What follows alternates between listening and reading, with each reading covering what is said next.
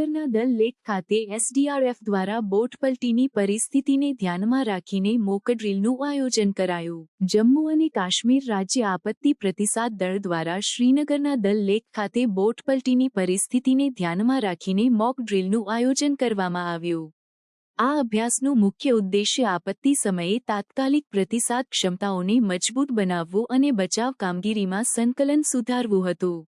આ અભ્યાસ ગૃહ મંત્રાલયની રાષ્ટ્રીય નાગરિક સુરક્ષા તૈયારી પહેલનો ભાગ છે, જેમાં દેશભરના રાજ્યો અને કેન્દ્રશાસિત પ્રદેશોમાં મોક ડ્રિલ્સનું આયોજન કરવામાં આવી રહ્યું છે.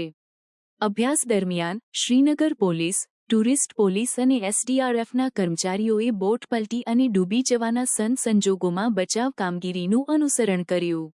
આ અભ્યાસનું આયોજન દલ લેકમાં 2 બોટ પલટીની ઘટનાઓને ધ્યાનમાં રાખીને કરવામાં આવ્યું હતું, જેમાં એક સ્થાનિક રહેવાસીનું મૃત્યુ થયું હતું. અભ્યાસ દરમિયાન ટીમોએ બચાવ સાધનોના ઉપયોગ અને બચાવ પ્રક્રિયાઓનું પ્રદર્શન કર્યું.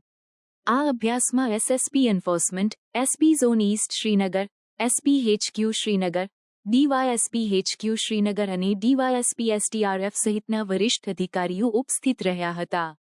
આ મોક ડ્રીલનો ઉદ્દેશ્ય આપત્તિ સમયે ઝડપી અને અસરકારક પ્રતિસાદ સુનિશ્ચિત કરવાનો છે, જેથી જાહેર સુરક્ષા અને તૈયારી મજબૂત બને.